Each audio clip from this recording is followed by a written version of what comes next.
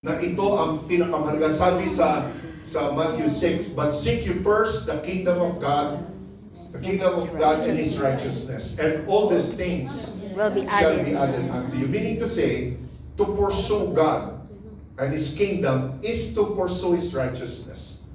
At mamaya po, I will show to you what does it mean to pursue righteousness. Para maintindihan. And finally po, eschatological feeling. Kumbaga, ang pangako ni Lord, if you live this way, if you pursue righteousness this way, you are going to be filled. I will fill you now.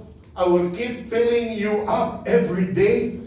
Your joy will be overflowing every day. Your righteousness will get brighter and brighter by the day. You will grow in holiness. You will grow in righteousness. You will grow doon sa kapasidad mo na magmahal at magpatawad at gumawa ng mabuti. Yung mga hindi mo kayang gawin dati, ay pwede mo nang gawin dahil sa pangalan ng ating Panginoon. Amen to that?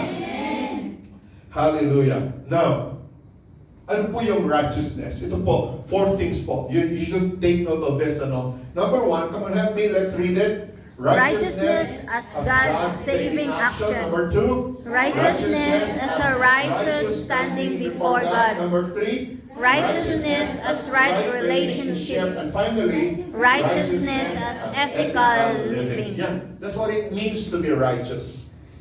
It means that if there is something that is wrong, you want it corrected. Hindi mo sabihin, ganito na ako. Kasi yung mamandad ko, ganito sila, kaya ganito na rin ako. Okay. Dahil ako'y tao lang tayo, kaya wala tayong magagawa talaga, no? True. Kundi, the gift of righteousness is an empowerment from God. He will give you a gift that will make you what you should be. And then because of what you have received, that becomes the foundation of your transformation throughout this life. You will become more like Christ. You'll become more like the God who saved you. Amen? So ayan po, let's talk about the longing for righteousness. Kayo, nagugutom na ba kayo? Sagutin nyo naman, yes, for righteousness. That's right. Nagugutom na ba kayo? Yes, for righteousness. Nagugutom na ba kayo? Yes, for righteousness. Wow. Sana ganun, Wow, that's beautiful. Now let me tell you 4 things today, based from what we said earlier. Number 1, longing for God's deliverance. And then longing for a righteous standing before God. And then thirdly, longing for right relationship. And Longing for spiritual transformation. Yung spiritual transformation, ito po yung magiging Christ-like tayo. Na ang buhay natin ay nakikitaan ng bunga. Bunga ng pagbabago. Bunga ng pagiging katulad ni Kristo. Hallelujah! Bunga ng pabuti ng pabuti. Paganda ng paganda na klase ng buhay. Bunga na nakikita yung lumalaki at lumalakas na kakayanan para gawin ang tama. Hallelujah! At pawala ng pawala yung mga excuses. At palakas na ng palakas, padagdag ng padagdag, paayos ng paayos yung ating mga pananampalataya para sa Panginoon. Amen? Gusto niyo ba yan? Amen. Sabihin po natin yan, gusto ko yan! Gusto ko yan. Mukhang di gusto ko yan. Bakit katurog sa amin? Ay, nako. Nakapa.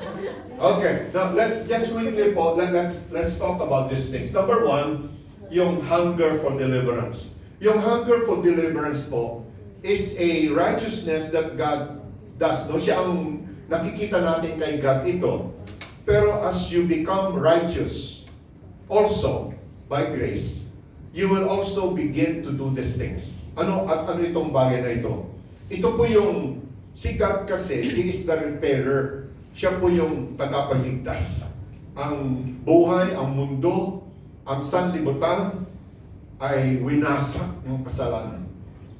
At sino mag-aayos nito? Nakikita natin sa ating bansa ngayon, sobrang talamak. Hindi naman po ganito dati, pero Ngayon po, palala ng palala. At unless God intervenes, wala talaga mangyayari sa mga buhay natin.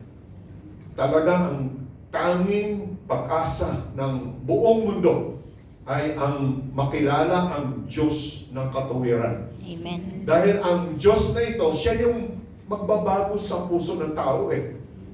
Ay hindi edukasyon ang problema.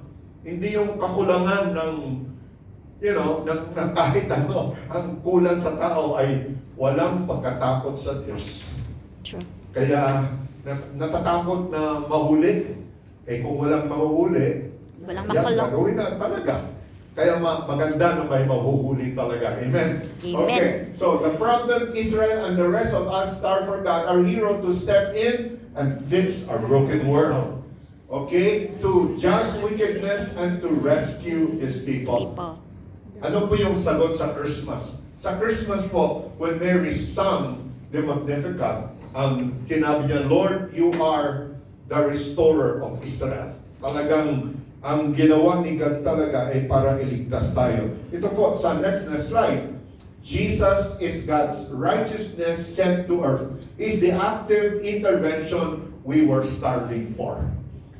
He is the active intervention we were starving for. You understand the word intervention, ano? Na minsan may mga problema na talagang malala at kailangang intervention talaga. Gusto man o hindi ng tao na may problema, talagang gagamit ka ng puwersa para matulungan mo yung tao na mabago. Intervention ang tawag dyan. You intervene. At God is like that. Nakita niya yung mundo natin na talagang palala, padilim ng padilim, palayo ng palayo sa pag-asa ng kaligtasan. At ano kanyang ginawa? Well, sabi niya, pupunta ako dyan. Hindi siya nagpadala ng angel. God says, I will come. I will come. I will come. For what? I will come to save you.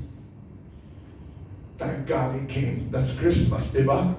For God so loved the world, He sent His one and only Son.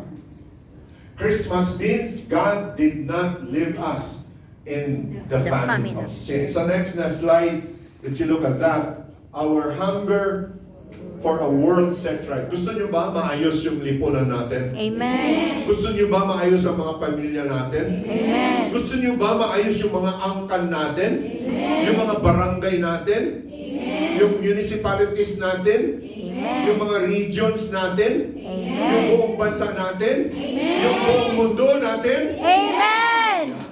Yeah. Amen. At ang tanging pag-asa ay hindi military power, hindi political power.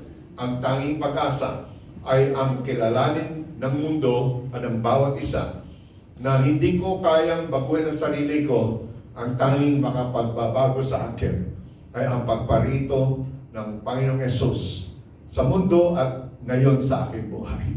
Amen ba? Amen? Amen. Wow, ang galing naman. Kaya meron na pa tayong ganyan. Alam nyo,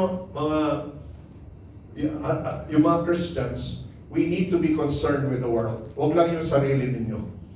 Yung iba sa atin, walang pakialam sa mga nangyayari until you are affected. True. Pero huwag natin hintayin na affected tayo dahil you are righteous eh. A righteous person will be a solution to a problem. And the good thing with Christians is we know the cure. We know the cure. Alam natin kung ano ang lunas sa problema ng mga tao. Alam natin ang lunas sa longing ng mga tao na siya lang yung pinakahihintay-hintay ng mga tao na dumating sa kanilang mga buhay. Can you say amen to that? Amen. Yung pangalawa po, let's look at the second. The hunger for a righteous standing before God. Ang problema po natin, dahil sa kasalanan, hindi tayo makakatayo sa harapan ng Panginoon. Sa Bible po, nakikita natin, every time people had an encounter with the glory of God, they were terrified. Yung aking sharing last week sa inyo, di ba? Yung mga shepherds, natakot sila, right? So, dito naman, ang problem po ay, ang mga tao, yung religion po, alam niyo ang religion, religion is a human attempt to make oneself acceptable to God. That's religion.